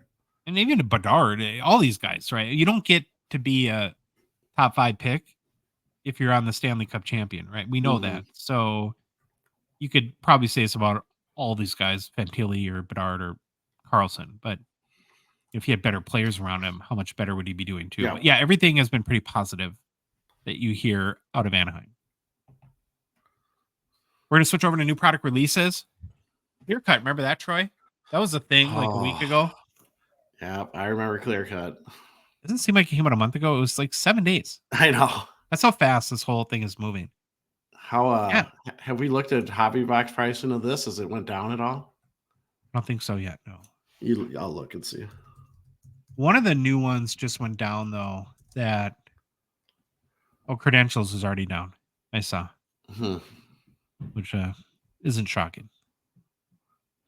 So 2022-23 Clear Cut came out a week ago. It was $90 a box. You get one encased card. We've said a lot. It's a gambling product, high risk, high reward. Yep. As we like to do with many newly released products, we want to take that very early look at secondary market sales, kind of see how the hobby's responding to this dual year release of Clear Cut, which of course features both 2021-22 and 2022-23 rookie classes. So far, Troy, I can find 41 sales of cards from this Clear Cut release that have sold within the first week for more than $90 US, which is the box cost. I'm going to give it this next point of content. I'm not knocking the product here, but I just kind of want people to understand and maybe take what you out of this. So I saw a post from a well-known breaker today who said he's already opened more than $1,000 or 1,000 boxes, more than 1,000 individual boxes on a stream alone. So when you think of like that, the context of that 41 cards that have sold in just 7 days only. So got to remember that. You have one breaker that's already opened so many, many, many thousands of boxes have been opened. Yeah. It doesn't mean there's only 41 valuable cards, of course. The reason why I want to bring that up is I think some people get the impression, well, I'm going to buy a bunch of boxes, get big cards and flip it right away and get my money back. Yeah. Now that could happen. You might hit, there are some higher end cards in this. We're going to go through the top sales and you'll see there's already some decently big ones, but it might take a while, I guess is my point. You got to be patient a little bit at the flip game for some of this stuff because it's not like the whole hobby is just like waiting to hit the buy button on eBay the day of a release. That being said, Troy, let's take a look at the top 5 early sales after, again, just about 1 week on the market. All sales completed on eBay have been verified as paid for in Terapeak. Going to beat a dead horse there forever and ever. Coming at number 5, Troy. Juraj Fulkovsky. How much is a Fulkovsky? Is that just this current stat line? As long as it's over, rolling now. As long as it's over 1 goal, 1 assist. Yeah, his rookie auto exclusives out of 35, it's a redemption. Sold for $368 on February 15th. Number 4, Connor McDavid Clear Cut Foundations out of 25, sold for $429 on February 18th. Coming in at number 3, a Gretzky Auto 2022 like base design, I think. Sold for $510 eBay auction on February 19th. I think this is a super short print on the checklist. Yeah, I think that's very, a good. I think the person got a good deal on this one. I like this card. Yeah, it's nice. Jack Quinn, Troy, at number 2, of course, no relation to Brother Jack or Brother Quinn. His rookie auto 101 sold on February 19th for $535. Speaking of hat tricks, at number 1, Austin Matthews auto high gloss out of 10 sold today, February 21st, via eBay, verified as paid for in Terapeak, $889. That's the top sale so far. That's a nice card too. Yeah, I like. I got the Eichel, right? I think I got the Eichel high gloss in the last one. Oh, really? 2 years ago. You didn't get $900 for it though. No, I didn't get close to that. I think I got box. Was it 150? Maybe 175, something like that. Yeah, I don't know. You look at like 41 sales after a week. Is that bad? Is that unfair to say? Is it too short of a time? I think it's too short of a time because it's a one product or one card box. So I think it's too short of a time, but we'll see. We kind of opined that we didn't think there'd be a bunch of huge sales out of this, but Yeah, I'm not. I think the dollar value is fine. I'm just a little surprised by the quantity. yeah. Okay, last thing in hobby news is want to give a little update on the hockey release schedule. We get updates from Upper Deck. Next Wednesday, we have a big product release, Troy 2022-23 OBG Platinum. We got more seismic golds coming. That's always a fun thing. Mm-hmm. After that, the 2023-24 or same day, 2023-24 Star Rookie box set comes out. So you're going to see people going to go nuts for guaranteed Bedard base cards in each box. I can't wait to see what happens there. March 6th, maybe one of the bigger days in hobby history. A day that'll live in reverie or infamy. We'll see. Release of 2023-24 Series 2 and the official Connor Bedard Young Guns chase will be on. The one-on-one. Was it Outburst something? Yeah. Was it what? I don't even know. I can't remember what it's called. What's the one-on-one? Outburst Gold 101. Yeah. Gold. We did get the checklist of it from it today. Yeah, I need to go through it. I wanted to go through it and I forgot to. I didn't want to jam it into this show because we got it very late and we're going on vacation, or I'm going on vacation. You're not. You're working. And we're going to do a big time, what you'd expect Gong Show, huge deep dive into the checklist. And we'll do that on our Monday, March 4th show. So it'll be good timing actually, right before the release. And we'll put the proper amount of time and attention into it to make sure it's good. Then Troy, after that, as 1 week later, the much anticipated, highly anticipated Parker's Champions comes out. I'm not sure if anyone will have any money left by March 13th, but I'm very, very excited for this set. It's going to be a fun couple weeks, huh? I mean, this is crazy. This is like stacked. I think I'm more excited for Parker's Champions, to be honest. Well, you know what? It's to me, it's a nice silver lining if you decide you just can't stomach the Series 2 box prices. Yep. You'll be able to quench your FOMO by putting your attention to Parker's Champions. All right, Troy. It's time for our PWCC Weekly Hockey Preview. PWCC, of course, is our partner and sponsor. Great company, and we're very thankful for them. The February premiere auction with 8 monster, massive hockey cards ends tonight. Cannot wait to see where they end up. If you're listening early today, there's still plenty of time to head to PWCC Marketplace, place your bids. Yeah, the Gretzky rookies creeping up. I saw. What's the McDavid RPA at? Still 90,000? Yes. So what's 90. That? 108,000 with buyer's premium because you have to add 20%. I'm watching. I still like the McKinnon's at 5,500.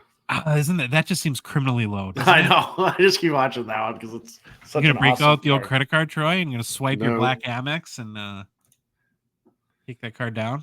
Use our promo code, Troy. Yeah, use our promo code. It's an awesome card. Yeah, very cool.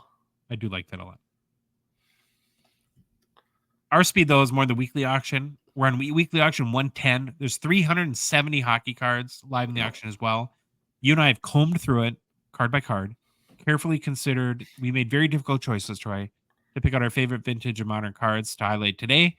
And we're going to start with our favorites on the vintage side, called the oldies but goodies. First card I picked out, Troy, is a 1979 OPG Wayne Gretzky rookie. Ever seen this card? I have. Very rare. But it's a little unique, though, because it's an in-person auto. Yep. Graded PSA Authentic with an Auto 10 grade. Now, we've chatted like endlessly about Gretzky rookies, but I don't know if we've talked about an in-person auto yet. So either I can't remember or I just thought, well, I want to learn more about, and I kind of wanted to learn like a value comparison thing. And I found out a bunch of interesting stuff, so I'm glad I did it. You know, kind of figure out if we like these or not. And what I mean by like them is not like, listen, if you want to give me a card like this, I'm not going to turn it down, but I don't know if I've gone through the thought exercise yet of, okay, I have the money and the will and desire to buy a Gretzky rookie. Would I even consider an in-person auto, or would I want just a regular one? So we'll kind of dig into that. The card Troy is a PSA Authentic, of course, with an Auto 10 grade. There is actually 119 PSA Authentics that are autoed. Some have various auto grades. The highest graded card by PSA that has an auto is a PSA 8, and there's 2 of those. In total, 204 1979 OPG Gretzky's with in-person autos have been graded by PSA. You can compare that to 11,690 regular non-autoed Gretzky's have been graded by PSA. So much, much smaller, which makes sense, right? It's not like he signed 40,000 of these. One of the first things I thought is, why would the collector that submitted the card opt to just authenticate the card and not get the card itself graded? Now, my guess would be, and I don't think this is like crazy, is that they're probably afraid that if the card got a lower grade, it would hurt the value. In this case, though, Troy, and we're going to spend a little time looking at this card, I think that was a mistake, because it's not a perfect card. Of course, It's not a 10. It's not even close, but it's a really, really nice card. And I think if your goal is to max value, I would have got this card graded. The biggest issue that you'll find is there's some slight corner where the upper left corner is probably the most problematic of them, a little bit of loss there. But we're actually going to compare it to some graded ones, and I can't wait to get your opinion. Centering, of course, is a little off left to right in the card, but it's not bad. Nope. You've seen way, way worse.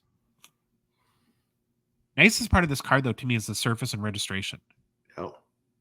There's the yellow plate is the tiniest amount, like, offset to the right, but it's really, really not bad. And one of the sort of the hacks on evaluating a Gretzky rookie is look at the oil drop and the Edmonton logo on the lower right. Look how centered that is. Yep. You can see that yellow just a tad off, but man, that's probably one of the best centered orange oil drops I've seen. The other thing that you can look at for registration is, and what makes this card, you talk about, like, how come there's not more PSA 10s? Look at the intricate, like, black lines and how it intersects with white and blue.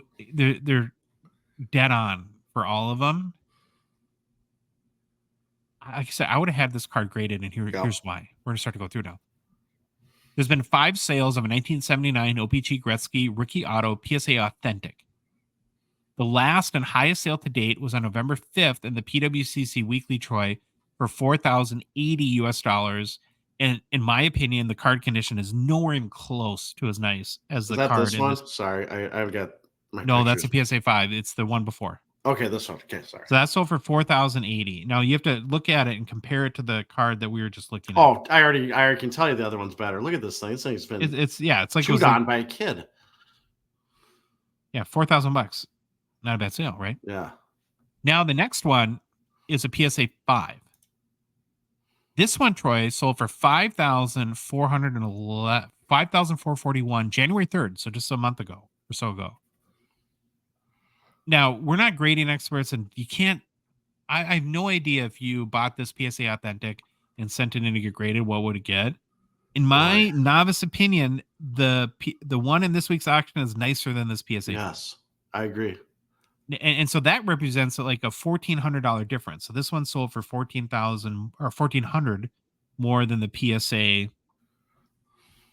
Authentic. Here's where it gets crazy, though. We have one more to look at. If you bought the card and regraded it and it came back as 6, I have no idea if it would, but based on looking at a 5 and comparing it to this card, in my mind, and looking at this PSA 6 too, this one Troy sold for $10,000. Wow. This one's way off center, left to right. Definitely has better corners than that other one. Registration's okay. I mean, it looks okay. But yeah, interesting. But in my mind, like the one in this, again, this is not advice. I'm not saying do this. I don't. You could not make money doing it, but yeah. I think there's a chance, right? And so that's why, again, grading is never a sure thing. And PSA is human graders and depends on the day. But yeah. Now, so I think the point, though, is that this is a very, very nice card. Yeah. Even though it wasn't graded. And so you can have a high confidence in that. Do you like this card autoed? I mean, is that something you would ever be interested in? Or do you want the OG original as constituted? I want the OG, and I will go get a different card that I want autographed. I like it. Okay. With this card, I don't like the auto. Just wherever he signs it, it's going to be in a bad place, and it's going to over. So I'd rather have a card that's made for an auto with Gretzky, and have that as my auto. You got a current bid? $2,500 US. Okay. All right, we got the next card, Troy. I do. I am going to bring it up here for our YouTubers. Okay, Josh. I've been fascinated by this guy, Glenn Hall. I actually mentioned him on our last show in the mailbag segment about who I'd want to see play in this era so I could watch him. And I guess the PWCC gods or the hockey gods heard that, and they put a rookie card of his in this week's weekly auction. So what's the technical name for that goalie technique he's using? Well, it's kind of, so when I played, they were still teaching skate saves. So it's kind of a skate save into a glove save kind of thing. But yeah, it's so funny what we did. In fact, when I played to now, it's just maybe we should go back to it based on how many goals are being scored. Maybe this whole VH, RVH, DCH, MPH, Railroad, Butterfly is not working out so well. Yeah. Okay, go on. So yeah, but I was gonna say this is perfect card for me, right down my alley. So I'm gonna do what I usually do: look at the set, then the card, and then finally a little bit about Glenn Hall, who is an absolutely fascinating player. So a quick little overview from Bobby Burrell's awesome book, Vintage Hockey Collector. This is a 1957 Topps. It's a Glenn Hall rookie. PSA 7 it's graded if you aren't watching on YouTube. So the 1957 Topps is the return of Topps hockey after a 2-year hiatus. Set consists of 66 cards that measure the standard 2x5 by 3.5 inches. Set is very colorful, has some solid rookies in the set, and the set includes all 4 American-based teams from the period. And I think it's only the American-based teams in the 57 Topps, which would make sense. 66, 4 teams. Yeah. I think that's how it goes. There's a little bit more additional information on Cardboard Connection. If you're looking at the picture, you can see the player picture superimposed, or on YouTube, superimposed over a solid colored background, 3 background colors, red, yellow, and blue. Different colored solid block down here at the bottom where you can see the logo kind of makes up the front. And then on the back, I'm going to show this. We don't show the back all the time, but there's a little biographical information. We got English, then French. But again, I love my comics. And here's a little comic. I have no clue what this is supposed to show. It looks like something's falling on him, but I don't know what's falling on him. Is that the stadium? Is that the boards? I don't get it. And the little abstract, quote, right? Yeah. Well, the little quote is, in what U.S. city was first hockey game played? The answer is New York.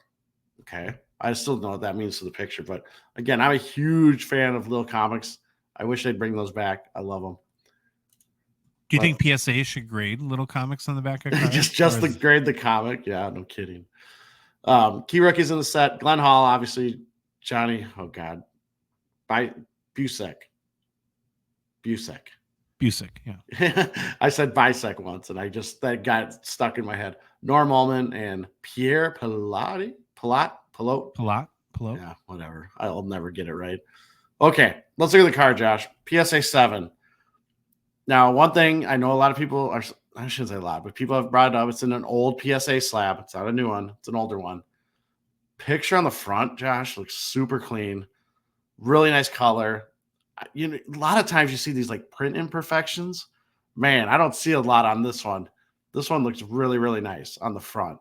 Maybe there's something down here on the blue right there where my mouse is kind of moving around. There's a little bit of I don't know if it's a chip or a mark or what, but overall, the front of the card I think it looks really nice. It's slightly off center, left to right. The top to bottom is also slightly off center. Edges and corners look really nice. Look really square. Like you brought up, I dig the picture, but it's just really odd how you cut off his right arm, like show half his blocker, but I get it. They're probably trying to fit the glove and the pad save on the card, and that's just how they did it. I don't know if they probably didn't have Photoshop back then to figure that out. But it does look a little bit weird, but it doesn't bother me that much, but it's just something to note. And then, did you happen to watch the PWCC live show that we do? No, I didn't. Okay. I was coaching. Okay. Well, I want to get back to your comment about like the old slab, and you can tell by the way the label looks and then the certification numbers. So somebody asked Jeremy Lee about an old slab. Yeah. And he's like, yeah, the slab is old, but you see it's like the certain numbers like 293. And for that range of certain numbers, PSA had really strong grading at that time. Oh, wow. And I looked at him, I'm like, what? How do you know this stuff? That is You crazy. can tell like the period of like when it was graded by the cert number, and he knew relatively, in his opinion, like how much he like thought that PSA was on their game grading wise. It was That's like awesome. That is that's the knowledge you get, man. I love it. That's why that show is awesome. I just wanted to show this on the back. I love the back, but if you look at it, there is kind of a black mark at the bottom right. Oh, no. So just be aware of that if this is a card that interests you. To me, a back of a card I don't think will ever bother me because I don't look at the back. And I care about the front more than anything. All right. Now, Josh, Glenn Hall. He's really jumping up on my favorite goalies just because I read a lot about him lately. But Hall of Famer, named the top 100 greatest players in NHL history by NHL.com. 2-time Cup winner, 56 Calder winner, 3-time Vezina winner, 1-time Conn Smythe, 7-time NHL first All-Star team selection, 4-time NHL second All-Star team selection, 13-time NHL All-Star game participant. Career stats: 407 wins, 326 losses. Check this out: 164 ties. Yikes. 2.49 goals against, 0.918 save percentage, 84 shutouts in 906 games played. Played 18 seasons in the NHL with the Red Wings, Chicago Blackhawks, and St. Louis Blues. I've said this before. He played in 502 consecutive regular season games at goal. This is a record that might last forever. And he did this all while not wearing a mask for a majority of his career. I think at the tail end of the streak, he might have started wearing a mask, but it's absolutely astonishing that he played 502 regular season games in a row. He has stated himself, to do this, you have to be lucky and crazy. So my thought is this might be one of those, when you get the trivia question, what's the most unbreakable NHL record? Gretzky's points, maybe, and maybe this one too. Yeah, it's one of those where you never want to say never. Yeah. But it's almost inconceivable to think in the modern game of hockey how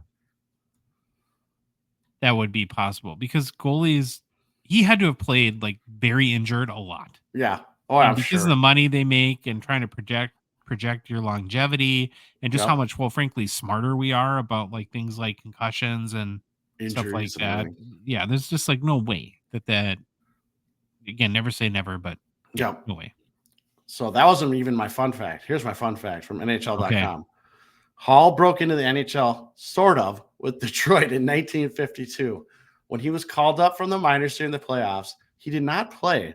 But after the Red Wings defeated the Canadiens in the 52 final, his name was engraved on the Stanley Cup, albeit incorrectly, as Glyn Hall, Glin. One of my favorite thing ever is on the cup. There's like a lot. I think there's a lot of errors. They don't fix them. They just leave them. But I thought at one point someone might have been stamped out, or they might have stamped out something. But it's just some may presume that we engraved the Stanley Cup, Troy, with all the errors we make with names. We're like, yeah, you look like a dentist. I'm going to put you in dentist. No kidding. Most recent sale of a PSA 7 copy of this card I could find was on October 23rd of 2023 for $929 via eBay, verified Terapeak. Previous to that, a PSA 7 copy sold on September 3rd of 2023 via eBay for $1,100. Current bid on this card, Josh, is just $54. Well, maybe you should bid on it, Troy. Go get it. You picked a PSA 7, and I did too. My last card in vintage is a 1958, 1 year later. Topps Gordie Howe PSA 7. I'm pretty sure we have not covered this card yet on the show, or you've maybe seen it. So I thought it was kind of a cool card and wanted to talk about it. It's a PSA 7, Pop 41, 17 graded higher. There's one PSA 7.5, 15 PSA 8s, and one PSA 9. 1958 Topps Hockey had 66 total cards that all feature players from the 4 American original 6 teams. So Boston, Detroit, New York, and Chicago. The Canadian team's players are in the Parkhurst, which is, again, it's kind of unique about that era, right? Yeah. Is that they were in different sets, different manufacturers. So you're not going to find a 1958 Topps Maurice Richard, Troy. That's not possible. No. That'd be Parkhurst. But getting back to 58 Topps, Gordie Howe PSA 7, as noted on the label, just like Glenn Hall's name was spelled Glynn in the Stanley Cup in the 1958 Topps hockey card, Gordie Howe's name was spelled wrong too. It's spelled Gordy instead of Gordie. Technically makes it an error card. There was no correction, so it's on every copy. Kind of unique about the card. Yeah. I really love the colors on this card. I love the mix of there's shades of blue in the background that kind of contrasts the photo of Gordie, who is like he's like decked out in like, what do they call like the NFL uniforms now where they're all like one color? Oh, like a unitard? But he's like decked out in red. Even his gloves, he has like huge, massive leather gloves that are red leather. It's kind of awesome. I don't know, I just like the vibe that this card has. Card's in overall condition is pretty nice. If you are a centering snob, you might have it's a little bit, the kind of biggest issue is it's off-centered left to right. But if centering doesn't mind you that bad, I think you'd really like this card. And we've discussed Gordie many, many times on the show, so we're going to kind of skip the basic profile stuff. But Troy, one thing we have in common is we both love our fun facts. Fun facts, Troy. So we're going to talk about Gordie Howe, some fun facts that hopefully are not repetitive to stuff we've already mentioned. Try really hard to find new stuff, but I think are still cool. So even if we're mentioning them again, so you're going to grade me on my Gordie Howe fun fact. Gordie Howe, Troy played professional hockey in 6 different decades. Let that sink in a second. His last game was in 1997 with the IHL's Detroit Vipers at 67 years old. I think a lot of people know that. This is probably the most obvious one. This one, holy cow! You're gonna hate my opinion then. we've talked about this one, the one you're gonna bring up. We have. Yeah, it's all right. Bring it up again. It's cool. All right. A big part of the Cameron character in John Hughes' movie Ferris Bueller's Day Off was the Gordie Howe jersey worn by actor Alan Ruck. Now, that jersey was specifically given to John Hughes by Gordie Howe. That's awesome. Okay, now crush my dreams. Wait, what's your? Is it just that we're being repetitive, or? No, it's we've talked about that one before, but it's the other 3 here. I don't think I have, or we have. I love that movie. Do you love Ferris Bueller's Day Off? Oh yeah, everyone. You should. If you're in the 80s, you love Ferris Bueller. Say hi to Daddy. So many quotable lines. Okay, next 3. Howe appeared in just 23 NHL All-Star games, right? Only 12 players in NHL history have even played 23 seasons. This next one kind of blows my mind. I didn't know this. Maybe everyone knows this. Maybe you know it. But if you count his years in the WHA, Howe scored 975 professional goals, which is actually, Troy, 35 more goals than Gretzky scored combined in both leagues as well.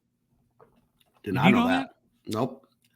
Did not know that. But then everyone will argue, well, look how many games he did it in. Yeah. So now this one I was excited about because I remember I was trying to find out like why he was number 9 before, and I couldn't find anything on it. But here the questions gets answered, Troy. If that's been keeping you up at night, why did Gordie Howe select number 9? Howe's number 9 is considered iconic, but he originally wore number 17 with the Red Wings. Said Howe, the number 9 became available and it was offered to me. We traveled by train back then, and guys with higher numbers got the top bunk on the sleeper car. Number 9 meant I got a lower berth on the train, which was much nicer than crawling into the top bunk. So for whatever romantic notion you had about why he did it to honor his grandfather, no, he wanted to sleep on the bunk. He wanted to sleep on the bottom bunk. All right, did I do okay with my Gordie Howe next? Last sale of 1958, Gordie Howe, or Topps Gordie Howe PSA 7 was $1,183 from this past October. It was also the all-time high. You got a current bid? $125. We're going to switch to modern. I selected a 2012 Fleer Retro EX 2001 Wayne Gretzky Essential Credentials Now out of 9 PSA Authentic. Why did I pick this card? Well, it's awesome, number one. Secondly, I did it to honor our conversation with Jean McLeod this upcoming Monday show. One of her creations, Troy, Essential Credentials. And she'll talk about how these cards are made, and it's really, really fascinating. Essential Credentials are a mix of colored acetate sandwiched within cardstock, kind of create a pretty unique hockey card. The Essential Credentials card as a brand made its debut in 1996-97 Skybox EX 2000 basketball, but it had kind of a different design. It really kind of hit its groove and became what it is the next year in the 1997-98 set. That really made this card iconic, and a lot of, and we talked to Gene about this as well, a lot of the kind of amazing hockey inserts have their roots back to basketball. So like as an example, this 1997 Michael Jordan sold for $197,000 this past December. It's the highest selling Essential Credentials card of all time. But it wouldn't be, Troy, till 2012-13 with this Gretzky Fleer Retro that hockey would get its first Essential Credentials cards. In this set, there's 2 Essential Credentials, like there typically is. There's a future and a now. Both sets have 42 players on the checklist, and they're identical for each set. So 1 through 42 is the same players for now as there is for future. The most notable player names, aside from Gretzky, there's a Crosby, Ovechkin, Bobby Orr, Teemu Selanne, Mario Lemieux, Pavel Bure, Eric Lindros, Mark Messier, Brett Hall, Evgeny Malkin, Pekka Rinne, Troy. There you go. Pekka Rinne, calling Pekka Rinne. Dominik Hasek, Martin Brodeur, Pavel Datsyuk, Patrick Waugh, Jaromir Jagr, and Joe Sakic. So lots of big names. I had to do it for you, Troy. Here's the Pekka Rinne now, which is out of 26. We'll get into the numbering in a second. Last sale of this, Troy, $30 last July. Wow. You like that? I do. Oh, I love it. We have such different tastes. I think that's kind of interesting. We got to talk about this Gretzky, though, once you get going through it. All right. Can't wait. We got to talk about the numbering, though, because it's different. We've gone through it once, but it's worth going through again. So there's the future checklist. Remember, this card is the now. The future is kind of the pink colored. The serial number is opposite the card number in the set. So Sidney Crosby is number 1. That's his card number in future. So his print runs out of 42. Alexander Ovechkin is card number 2, so his print number is out of 41. It goes so on and so forth, all the way down to Chris Kreider, who's the number 42 on the checklist. His card is basically a 101. It's out of 1. Now, Gretzky, this card is the 9th player on the Essential Credentials checklist. So for EC Future, it's 34 because it's the opposite. Did I explain this okay this time? I get really nervous talking about this. And yeah, does it explain? So it doesn't say it's out of 34 though, but it is out of 34. No, this is the now. Sorry. So okay. Yes, I get what you're saying. Future, though, with this. Yes. Now the now is the opposite. Yep. Right. So card number 1, which is Sidney Crosby, is out of 1. Yep. It follows more the exact numbering. And card number 2, Ovi is out of 2, and then that gets us back to number 9, which is Wayne Gretzky, which is out of 9. So his Essential Credentials future is out of 34. His Essential Credentials now is out of 9. I really dig these cards. I like them. I was happy that Upper Deck announced at the Certified Diamond Dealer Conference a month or so ago that it's coming back for 2023-24. Gene, again, we'll talk about that on Monday. Now, there's only 2 public sales, Troy, of the 2012 Fleer Retro Wayne Gretzky Essential Credentials now out of 9. A raw copy last sold in May of last year for $11,511 US. Prior to that, Troy, a BGS 9.5 sold a year earlier in May 2022 for just $52,322. This is a very big card. But you have a comment on it? Did you find something? I have a question. So, and I think this would be a good exercise. So I look at this card. What is going on over here on the right side? Idea. Is that the plastic that's cracked? I don't know. Like there's something here, and I don't know if it's part of the plastic. I looked and I couldn't. You'd find have to compare it to the other two that have sold. So do you have Card Ladder? Well, here, I mean, can we look at the Pekka? I mean, I don't see that on Pekka. Well, you can find there's the two Gretzkys on Card Ladder if you wanted to look that up. But yeah, you should compare it. That's maybe why they did it authentic, and it would still have value because there's only 9 of these. Yeah, there's still value there. I just want to make sure we point that out because, like with any card, you need to.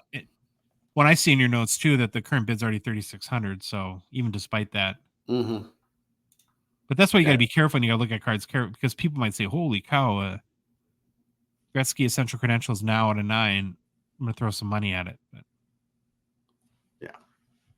All right, you ready for your pick? Yeah, I'm ready for my pick. I'm scared. I'm scared. Look at this thing. Look at this thing. If you're on YouTube, what? Okay, so I looked. Is this for real? Yes, it's for real. 2021 Leaf Art of Hockey Gold Bobby Clark auto 1/1. Can you zoom in on the face real quick? We'll get to the face. We're gonna get to the face. Right. PSA DNA 9 mint. PSA Pop 1/1, which seems, I don't know why they have to say that. I know it's a 1/1. It's on the card.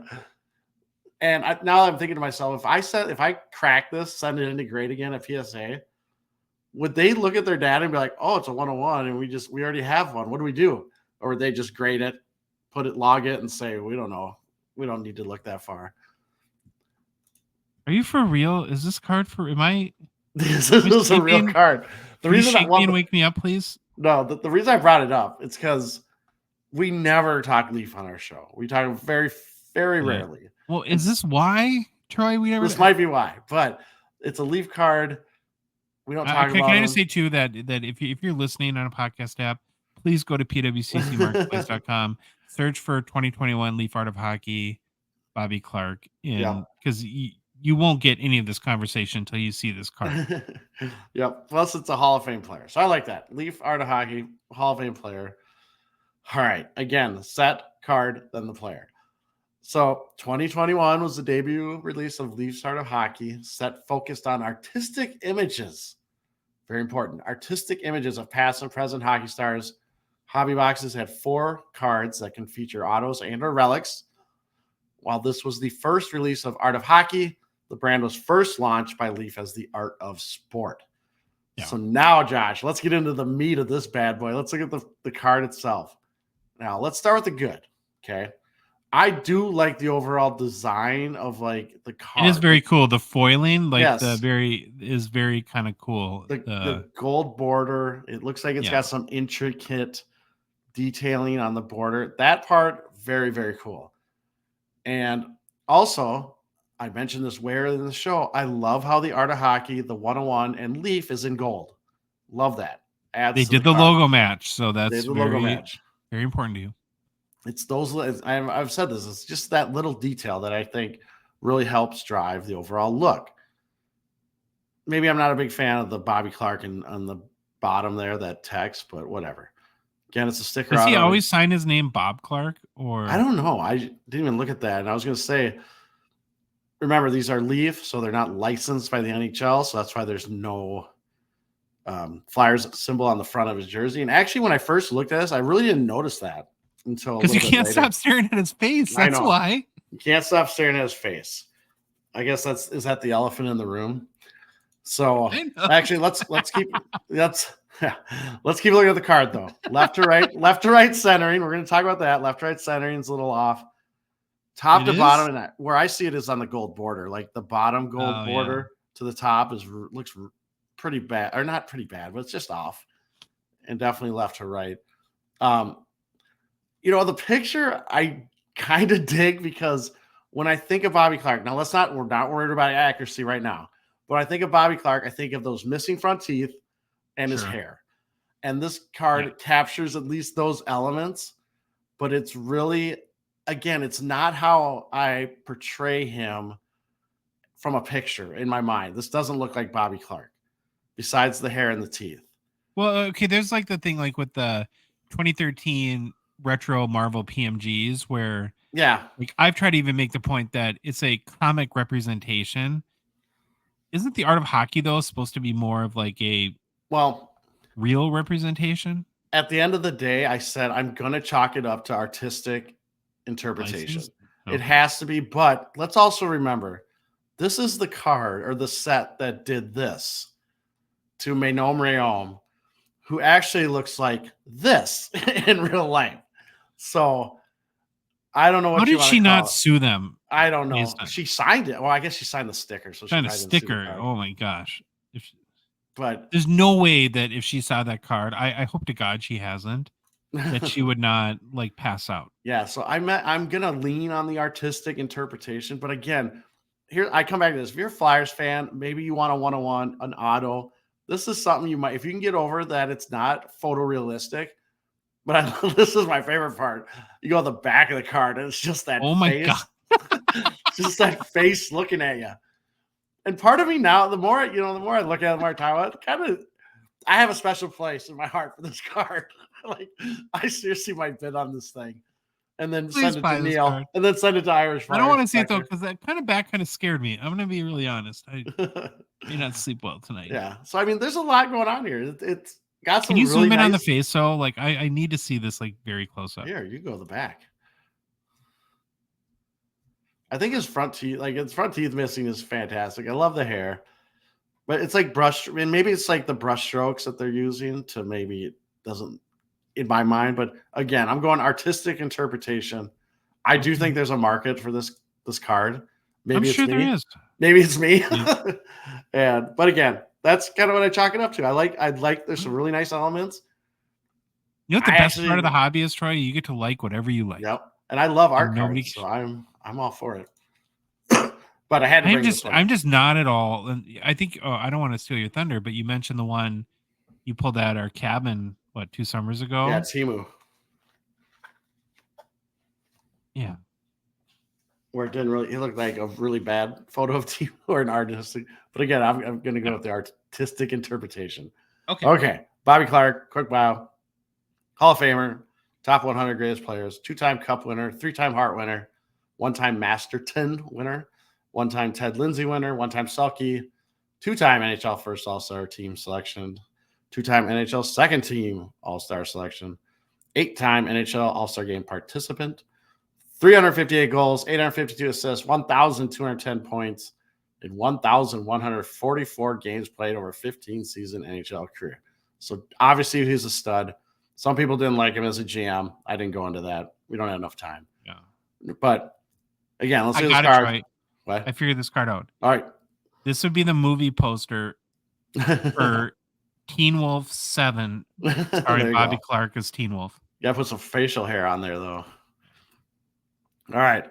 No previous sales. I couldn't find any previous sales of this card. Again, it's a 101. I did look, though. However, I did find a 1-of-1 Bobby Clarke 2021 Leaf Art of Hockey portrait auto Emerald number 101 with a PSA 9 grade, which sold for $56 US on July 31st, 2023. Current bid on this card is $21 US. I'm guessing it's going to be pretty cheap, but I kind of dig it. Thank you for picking this card and making me and scaring me and making me very happy at the same time. I really appreciate that. Our last card.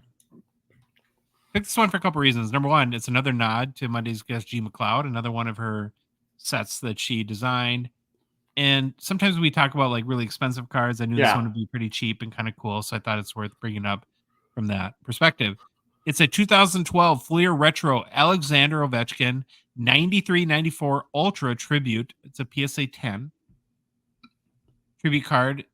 Again, part of the famed 2012 Fleer Retro hockey set. I think I'm going to officially say, Troy, at this point, it's my favorite hockey set of all time.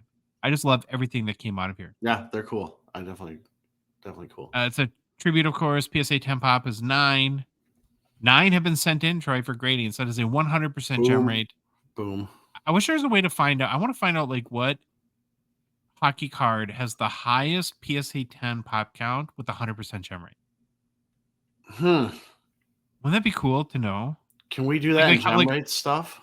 I don't know. Somebody that's smart. Figure that out. Now, I know, Troy, that you are, I've already teased this at the top of the show. I know you're a very harsh critic of how trading card company logos Yes. appear on card designs, but I'm going to argue in this case that the 12-13 Ultra logo kind of enhances this card because it's got the cool flaming hockey puck Well, to part. me, it matches. I mean, it's got red, orange. That matches what Okay. I'm seeing on the card. The card's got red. Card's got yellow on his skates, on his laces. I think it matches. So this one's fine. Go Okay, for so it. you're behind it. Wow. Yeah. That's exciting. The card features a great photo of a still very young looking Ovi. Yeah. Kind of unique. He's basically on a pure white background. You don't see many cards Mm-hmm. like today. Like there's always so much going on Yeah. in a hockey card. This kind of has like that minimalist vibe that I really like. What is very prominent though in the photo are the yellow school bus skate laces for Ovi. What Those are was that sweet. about? Was that like a thing I in don't, 2012 or well, something? I wonder. I know a lot of like the wax laces were yellow back then, but I don't know if Okay. these are wax or not. Well, my first thought was, well, it was like a military appreciation thing, but then I'm like, he's Russian. Do they do that in Yeah. Russia? I don't know. Maybe somebody will know and chime in. So if you're an OV collector looking for like doing like a player run, a relatively inexpensive card, I think it's a great option. Like with Gordie Howe, Troy, I thought we could skip the standard OV profile stuff. Yeah. He's going for the goals record, heating up as of late. He got 2 goals last game. Yep. But I found some fun facts. Now you got to say if you knew any of these. I got 5 to give. I'm going to say at least 4 to 5 you haven't heard of. We'll see. Here's fun fact number 1. Obi comes from a very athletic family, but they all play different sports. His dad was a professional soccer player, his mom an Olympic gold medalist in basketball, and his older brother was a championship wrestler. I only knew the mom. I didn't know his actual dad and his brother were also Oh, really? athletes. Ovi and fellow Russian superstar Evgeny Malkin do not have the best relationship with Troy. Apparently, at a nightclub in Russia in 2007, Gino's agent was there, said something not nice about Ovi or to Ovi, and Ovechkin broke his jaw. Jeevers, whoa. Things got a little frosty after that between the two, but I think over time it's kind of mellowed out a little bit. Time But heals all wounds, right? I did not know this one. at 10 years old, Ovechkin broke a goalpost in half with the slap shot. What? And his youth hockey coach still keeps the net as a memento. Well, I'm guessing that net was very Like, old. Was probably rusting away, and he finally put the final nail in that post coffin. Ovi has a mannequin in the basement of his Virginia home, outfitted with every piece of equipment he was wearing when he scored his 500th career goal. Even That's his like Jacques Strop. yeah, that's cool, but that should be in like the Hall of Fame or something. I don't know. I think it's kind of cool. Growing up, Ovi was a Penguins fan because he idolized Mario Lemieux. Not Pavel Bure. Interesting. Yeah. So were those new to you? Besides the mom playing, or the mom being an Olympic gold medalist, I think so. Okay, cool. Last sale of a 2012 Fleer Retro Alexander Ovechkin 93-94 Ultra Tribute PSA 10 Pop 9 was $40 American this past December, Troy. All-time high $80 US from December 22nd. You got a current bid? $28 US. Kind of a cool card.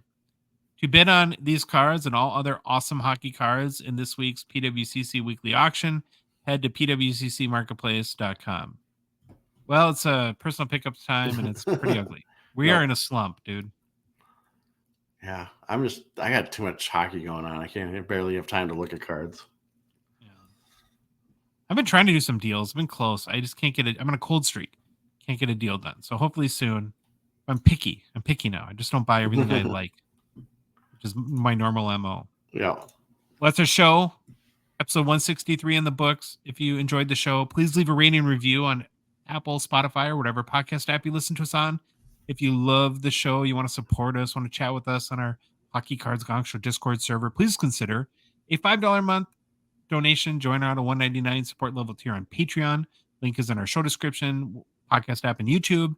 On our website, hockeycardsgongshow.com, there's a Become a Patron link. You go to Patreon directly, patreon.com, and search for Hockey Cards Gong Show. or you could go to our Instagram and TikTok, and you can find a link in our profile there. We are on social media. Follow us on Instagram, Facebook, TikTok, Twitter, and YouTube. And Troy, the Hockey Cards Gongshow podcast is a production of Dollar Box Ventures, LLC. Can't wait to listen to the Troy Solo show on the beach, and it's going to be amazing. Hope you guys all have a great week, and Troy will see you back soon, and I'll see you back in about a week.